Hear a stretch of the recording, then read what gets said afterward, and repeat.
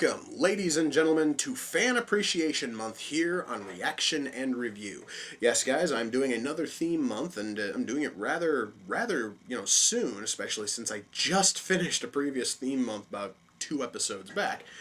But this one actually has a very good reason for it. You see, I actually can look down here at the little, shelf where I store everything that has come off of the Amazon wish list, and I actually haven't counted them, but I can probably eyeball at least 30 titles here, and that's not counting the 8 I have off to the side here for this month. You see, I never really thought that I would get a ton of movies off of the wish list. I seriously thought I might only get like a movie here, a movie there, but it's really kind of built up, and I unfortunately have not really sat down and bothered to actually show them to you guys. I actually have been working on other episodes and theme months and all this other happy horse shit, so I basically have just let these damn things mount up. So this month is going to be dedicated to me thanking you guys for sending in so much stuff by dedicating the entire month to stuff sent in by you guys. And tonight's film is actually one of the earliest things bought off of the Amazon wish list.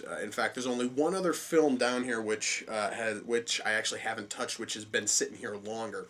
However, I kind of wanted to do this one because it kind of piqued my interest just totally off of the title. This is a 2006 horror film, and it's called Dead Clowns. I would like to say that the DVD cover, if you guys want to take a little look at it, and you probably can't see it here because it's kind of tiny and it's kind of fuzzy, but if you guys were to go over to Google and you were to do a Google image search on just the title, Dead Clowns, you're going to find images of the DVD cover, and it looks fucking fantastic. This actually is a rather creepy looking cover, which makes me kind of happy, but then again, covers can be very, very deceiving. I honestly don't know a whole lot to tell you about. The only thing I can tell you, which I'm pulling entirely off of the write-up on the back of the case, is that it is about a bunch of zombie clowns who were left to die in their fucking clown car when a circus train fell into the river, or some such shit. Sounds really goofy, sounds really corny, and I don't really know if that actually is what they were going for, but I am about to find out, because I really don't know if this thing's supposed to be a, like horror comedy or not. And it almost has to be, especially since almost every other instance of films like horror films involving clowns that I've seen try to play up for laughs a little bit. So I'm kind of having hopes for that. So, without further ado, guys, it's time to kick off Fan Appreciation Month with Dead Clowns. Well, guys, the good news, at least so far, is, well, you guys can hear the song. This is actually sort of a catchy little tune here. But then again, though, because this right here is the sort of rock that I really, really enjoy. So things are actually looking up rather early here. Whoa, hang on a sec. So, this circus train demanded that their clowns ride in the clown car while they travel from place to place. What sense does any of that make? Like, seriously, I'm kinda curious now. So, we have a guy here who apparently is going to be snorting coke. You know, guys, coke, which is normally a very powdery substance, what he dropped down were more granules. So, yeah, this guy is going to be snorting sugar. Like, literally snorting sugar. It's like, what the fuck, man? That, honestly, dude, is just cheap and stupid. So, the only character who's been given any kind of actual background, any kind of actual, character, really, the only character who's gotten any sort of, development is dead. We are 35 minutes in the film officially, and the only character who I could possibly care about is fucking dead. Oh, good. We are really in for some fun now, guys. Wow, guys, took the film 46 minutes. We finally have a character who actually has a name. But that's all she has. She has no fucking development. She's just there. And this film is getting just torturously boring. I really would like something to happen in the next couple of minutes. I really, really would. Oh boy, guys. Now the only other character who's been given any kind of fucking development and a name is dead. They killed off the character before the viewer has a chance to fucking care. This is a really bad sign. You know, guys, I just sort of thought I'd mention this. You would almost think that a film about zombie clowns would be fun and interesting and cool. But no, I'm fighting the urge to just fall asleep right now. This film is boring as shit, and I've got about another half hour left. Fun times. And now we have another shot of the clowns feeding on another corpse. Again, you would almost think that something like this would be entertaining, would be interesting, would be cool, but no, it really isn't. Thank fucking God it's over. You know, I actually would comment about how absolutely retarded that fucking ending was, but you know what? I think actually that's kind of sort of a foregone thought when you consider how bad the rest of the goddamn movie was. Okay, it's time to pop the motherfucker out. It's time to review this thing. You know, when I first saw the title and was reading the plot and I heard it's a film about zombie clowns, I thought it's gonna be cool. It's gonna be interesting. But no, for the past 84 minutes or so, or 94, 95, roughly around there, I've been bored to tears. I have been unable to actually put together a simple thought that could possibly be seen as witty, and I have fought back the urge to just fall asleep, because the film doesn't do anything. Guys, I'm going to tell you right now, I can sum up this entire film in 2 goddamn words, and those 2 words are missed opportunity, because it's a film about zombie clowns. You could have done a lot with that. You could have done something great, but you know, in order to do something great, you have to know how to write a script. And this film was written, scored by, and directed by the same guy. His name is, was it Steve Sessions? Yes, Steve Sessions. I'm going to have fantasies of finding and strangling this fucking sack of shit at some point in my life. Just, good God. Apparently, Mr. fucking Sessions here thinks that to write a film, you don't need development of your characters, because people don't want that. Especially in horror films, no. The only thing which they want to see is they want to see that every single human character is nothing more than fodder for whatever fucking monster you have created and you have wrought upon the world. So, we don't get development with any characters. The closest thing we get to development. We have 2 characters who apparently are fleeing to this town because they apparently killed a priest, and their faces are all over the news. Really, that actually is all that we get for development with those 2, and one of them's killed off rather quickly. Spoiler on that. Then we have 2 others whose sole job is to tell the story of the doomed circus train from 1954, and exactly what happened to the clown car and the fucking calliope. Again, that actually is all that we get for development on those 2. One of them actually gets a little bit more because her father was the tugboat captain who ran into the bridge that fucking collapsed and doomed the circus train.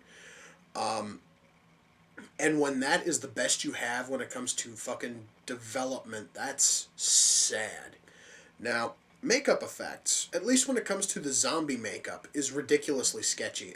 Now, there actually are certain masks that look really good. By the way, just actually as a quick little note, it is very true that covers can be very, very deceiving. Do you see the clown on this cover? You see the clown face on the back here. Neither this face nor this clown appear anywhere in the film. No. Of course, though, that makes a little bit of sense when you consider the fact that these are clowns that have been buried in the middle of this bay since 1954. They've spent 50 years down there. Their their fucking skin is bound to have deteriorated to some point. Also, apparently, not only are all these clowns forced to ride in the same clown car as, or in the same train car as the clown car and the fucking Calliope, which actually was kind of a plot point at first, was dropped very very quickly. But they also apparently were forced to ride around in the train in their clown costumes and clown makeup, because a lot of them still have their wigs, and one of them actually still has his like clown nose. It seems really out of place and seems really stupid. However, though, like I said, a whole lot now a whole lot of the clown masks look really good. A lot of them look really like believable and all this other shit, and others just look like the kind of monster fucking clown masks you can buy from any fucking costume shop around. So that honestly is kind of sketchy. Beyond that, like gore effects are just laughably bad. Acting, what fucking acting? There was nothing here that I would possibly call acting, because basically you just have a couple of people who have to recite the story of the stupid train, and they both sound like they're reading off of cue cards the entire time, and everybody else is just walking around waiting to fucking die. That really is this entire film. I swear to God, guys, this thing actually could have had its this fucking film script was probably scribbled on a cocktail napkin and was filmed from that. That really is the only thing I can possibly come up with when in fucking order to explain this. Cinematography is just hideous, and it's partially because they are using a camera that is actually of worse quality than what I'm using to film this video right now. Which is really saying a lot when you consider it. Also, this whole thing is set during a hurricane, so naturally you have to have hurricane footage. And instead of trying to get a lot of hurricane footage which looks similar, you have basically hurricane footage which happens to look like it came from the mid-'80s, and some of it looks like it came from the mid-'90s, some of it actually looks like it came from a more recent storm, a couple of them almost look like hurricane videos which were lifted off of YouTube. It's like the fucking quality when it comes to the hurricane footage is just fucking like skitzing around almost as bad as the clown makeup, or rather the zombie makeup.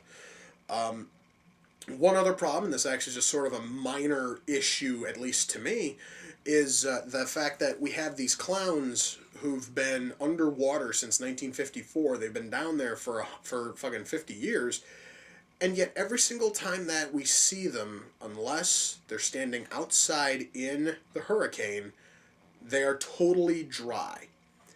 Now, this film takes place over the course of, I'm going to assume, only a couple of hours. I want you guys to go and take a t-shirt. I want you to go dunk it in a fucking bathtub full of water and just hang it. Tell me how fucking long it takes to fucking dry.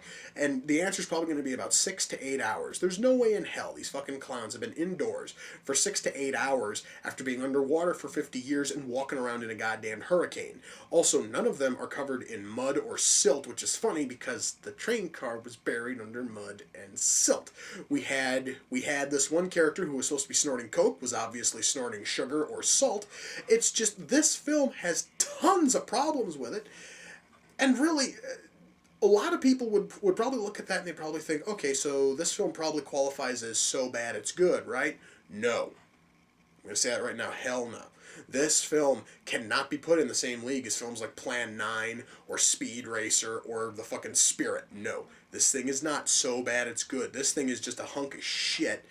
And frankly, I'm kind of happy I'm done watching it because, well, now I no longer have to wonder if Dead Clowns is a good movie. It very obviously is not. Now, before I happen to finish off here, I've got two more pieces of business. First one, because this thing came off of the Amazon wish list, I do have to do the customary wish list shout out.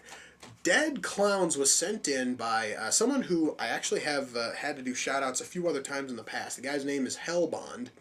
And he actually does make some rather interesting videos, and I would like you guys to go and check him out Because hey guys, you know what? Now the very fact that he actually has sent in movies to me is just plenty for me to tell you guys to sort of go and check him out. And if you happen to like his stuff, sub him, because hey, he actually does make some really good videos. And well, like, now, even though they aren't my sort of thing, I do happen to know that there are a lot of people who are really into that. So you guys will probably absolutely adore his stuff. Swing on over there, check him out, and possibly thank him for sending in this. And I do have one other film that he has sent in, and I'll hopefully get around to covering that one a little bit later. Now, the other piece of business. This episode, the episode you're watching right now, is episode 49 of Reaction and Review. A lot of you guys know that I have made a that I have sort of made it a point of announcing what episode 50 is going to be. Episode 50 is a film that actually claims, that actually has claimed the title of most requested film in the history of Reaction and Review. This thing actually has beaten out things like Cannibal Holocaust. It's beaten out almost every other film I've done, which has been heavily requested.